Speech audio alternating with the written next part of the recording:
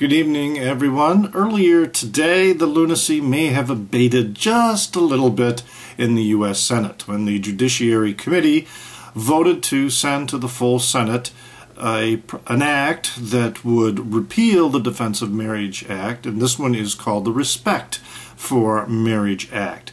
The measure passed out of committee, voted completely on party lines, 10-8, 10 Democrats to 8 Republicans, 10 yeas to 8 nays.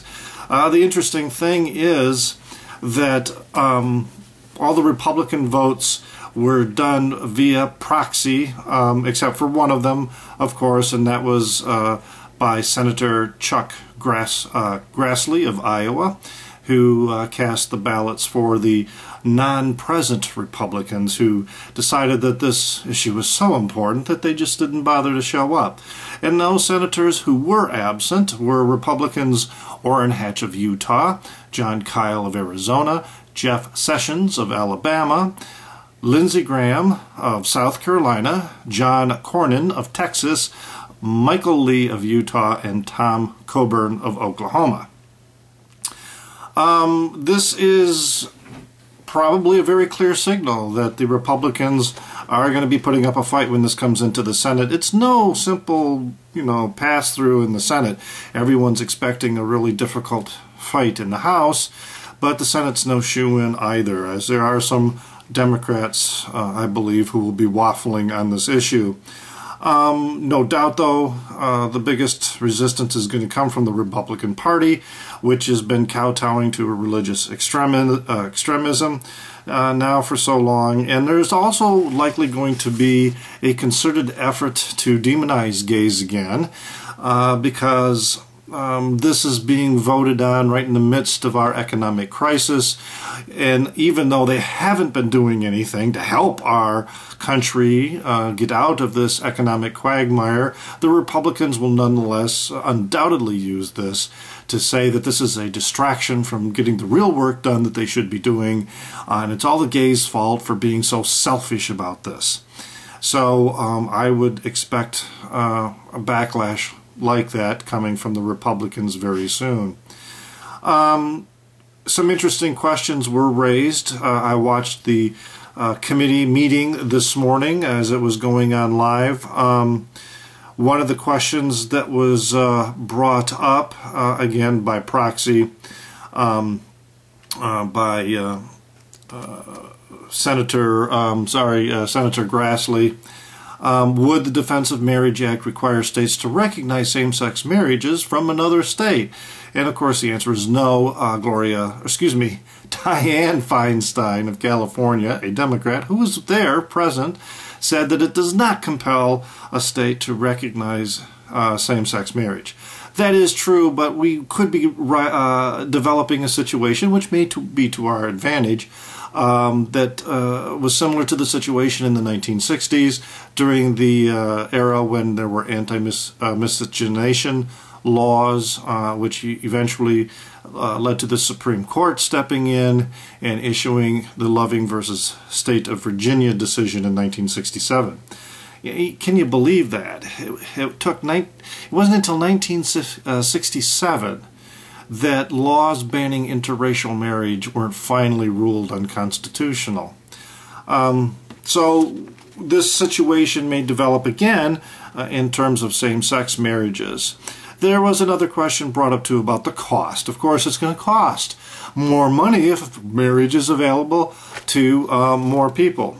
Well, thankfully, Committee Chairman Patrick Leahy of Vermont, another Democrat who was present, answered that right away to say, look, people have been paying their Social Security taxes, they've been paying their FICA taxes, they've been paying into Medicare, okay?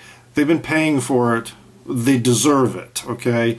And this is the nature of what the quote-unquote boogeyman entitlement is. If you're paying for a service, when it's time to use that service, you're entitled to it. And that's the case with Social Security and Medicare and other federal benefits.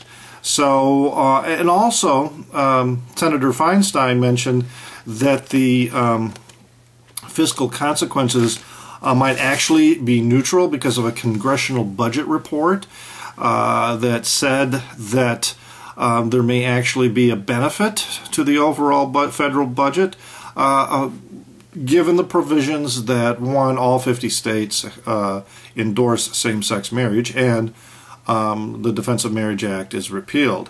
Which makes complete sense when you come to think of it, because, you know, not every straight couple gets married. Marriage is not necessarily an option for everybody.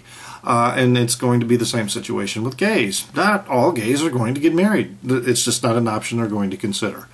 But nonetheless, for marriage equality to happen, gays need to be able to marry as well as straight couples.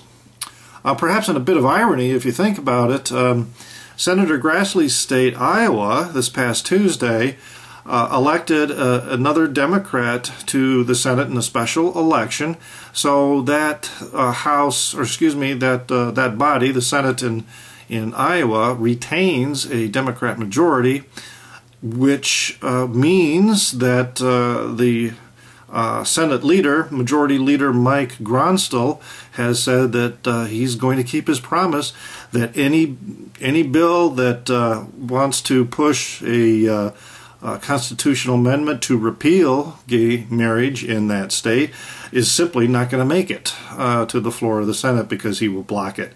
That's very key, because, as you know, in 2009, the Iowa Supreme Court unanimously ruled that gay marriage must be allowed in the state of Iowa. And even though in 2010, 3 of those justices were ousted from the bench in the election, the way things work in Iowa, it takes a very long time to get a constitutional amendment out to the voters on a ballot. It takes a couple of years, and as long as there is a majority of Democrats in the Senate there in Iowa, it's not going to happen. And time is on our side, because as time moves on, more and more people are coming to accept gay marriage and expect that it's going to be allowed and extended full marriage rights to gay couples. So that was a bit of significant news, and perhaps a bit of irony for that senator, for Senator Chuck Grassley. That's the big news of the day, and kind of a significant move. But again, we shouldn't get too excited about this, because there's a lot of work yet ahead. And it is a good time for me in some subsequent videos to begin talking about marriage, in the history of marriage, and also that may be of interest to some people, that I would like to talk about a conservative Christian psychologist who is a marriage ally, who believes that extending marriage to gays is not going to weaken marriage. It's going to strengthen marriage. It is actually going to help protect the institution of marriage. And in fact, he has a very eloquent argument against civil unions. Civil unions, he asserts, is a danger to marriage, not gay couples. So we'll be talking about that in some videos soon, so stay tuned. Hey, visit the blog.